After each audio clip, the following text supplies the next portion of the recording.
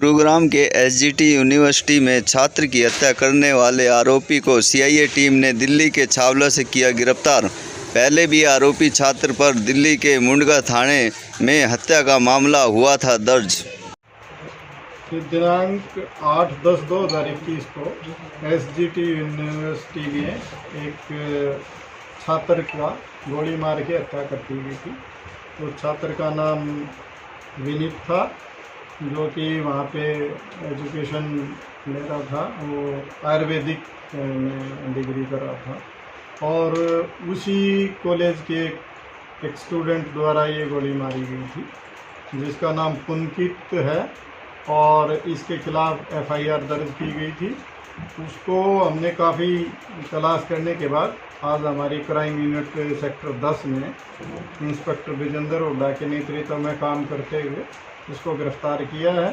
इसमें उससे पूछताछ की जा रही है और आगे हम उससे पूछताछ के बाद कोर्ट में कल प्रोड्यूस करके और इसका पुलिस रिमांड हासिल करेंगे और इससे जो भी संबंधित जो हथियार हैं उनकी रिकवरी की कोशिश की जाएगी और इसके अन्य जो साथी हैं उनके रोल के बारे में और उनके बारे में आगे की इन्वेस्टिगेशन की जाएगी। शुरुआती पूछताछ में क्या कुछ सामने आया, क्या कुछ खुलासा हुआ? अभी तक तो यही है कि ये दोनों एक ही कॉलेज के स्टूडेंट थे और किसी बात एक लड़की की बात को लेके इनकी आपस में रंजिश चली हुई थी और इसी झगड़े ने ऐसा भयंकर रूप लिया कि इसने उसको गोली मार दी और उस छात्र की मृत्यु होगी, जिसके संबंध में ही ये एफआईआर दर्ज की गई और आगे की इन्वेस्टिगेशन की जाए। वारदात में कितने लोगों के खिलाफ एफआईआर दर्ज की गई? वारदात में वहाँ पे 4 अन्य उसमें शामिल हैं, वो भी बाई नेम हैं। उसकी इन्वेस्टिगेशन की जा रही है और इसमें उनके अलावा भी अगर उनका या उनके अलावा जिसका भी रोल इसमें इन्वेस्टिगेशन में आएगा उसके खिलाफ एक्शन। जिस लड़की की बात कर रहे हैं क्या उसके खिलाफ भी एफआईआर दर्ज की गई है? उसकी क्या कुछ भूमिका निकल के सामने है? हाँ बिल्कुल, उसके खिलाफ भी एफआईआर में बाई नेम है वो और अभी उसकी हम जांच कर रहे हैं और जिसका भी मैंने बताया कानून से ऊपर कोई भी नहीं है, जिसका भी रोल वेरीफाई होगा उसमें और उसकी हम गिरफ्तारी करेंगे। कंपाउंड में किस तरह से हथियार लेकर आए हैं? क्या कुछ प्री प्लान तरीके से, योजनाबद्ध तरीके से हत्या की वारदात को अंजाम दिया? अभी ये सारी चीज़ें पूछी जा रही हैं क्योंकि अभी गिरफ्तारी हुई है और इन्वेस्टिगेशन की जा रही है और इन्वेस्टिगेशन में जैसी पूछताछ में चीज़ें सामने आएंगी वो आपके साथ शेयर की। कहाँ से गिरफ्तारी हुई है? कहाँ इसने फरारी काटी सर? ये आज छावला गांव के पास अपने फादर से पैसे लेने आया था और वहाँ से पुलिस ने इसको अरेस्ट किया है और अभी इससे पूछताछ जारी। पहले भी कुछ आपराधिक रिकॉर्ड रहा है सर इसका? हाँ बिल्कुल, पहले भी ये एक मर्डर के केस में शामिल रहा है। ये दिल्ली का मुंडका पुलिस स्टेशन का 2016 का केस था जिसमें ये गिरफ्तार हुआ था और उसकी इन्वेस्टिगेशन दिल्ली पुलिस ने की। सर कोई हथियार भी बरामद हुआ है?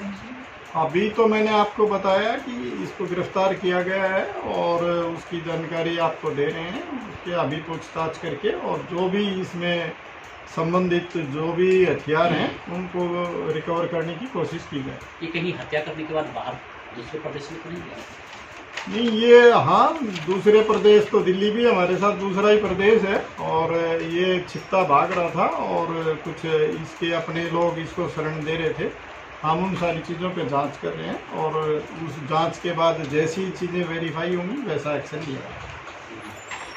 सर यूनिवर्सिटी विद्या का मंदिर है तो उस पर इस तरह की वारदात आगे ना हो उसके लिए क्या अहम कदम उठाएंगे आप लोग? देखिए, उसके लिए पहले भी हमारी तरफ से तो सुरक्षा के पूर्ण इंतजाम थे और आगे भी हम इस बात को सुनिश्चित करेंगे कि इस तरह का शिक्षण संस्थाओं में ना हो।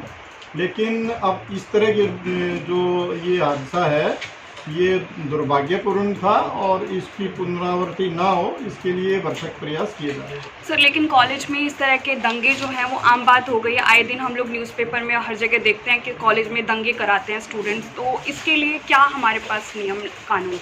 नहीं, देखिए ये दंगा नहीं था, ये 2 छात्रों के बीच की लड़ाई थी, इसको दंगा नहीं कहा जा सकता और ये एक ऐसी चीज़ थी जो पुलिस तक नहीं पहुंच पाई, उनके आपस में ही ये रंजिश थी और ये बात अगर हमारे तक पहले पहुंच जाती तो इस तरह की चीज़ को हम घटित ही नहीं होने देते, लेकिन फिर भी आइंदा हम ध्यान रखेंगे और इस तरह की चीज़ें ना हो पाए। इतना साथी से क्या जिसमें 5-6 दिन लगे?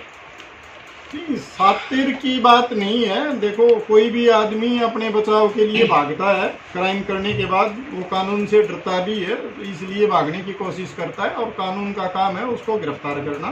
तो हमने उस पर, हमारे पास 2 दिन पहले इन्वेस्टिगेशन आई है क्राइम ब्रांच में और 2 दिन के अंदर हमने उसको गिरफ्तार कर दिया। तो ये चीज़ें चलती रहती हैं और कानून में 2 दिन पहले गिरफ्तार हो या 2 दिन बाद गिरफ्तार हो, सज़ा एक जैसी ही मिलती है। Thank you.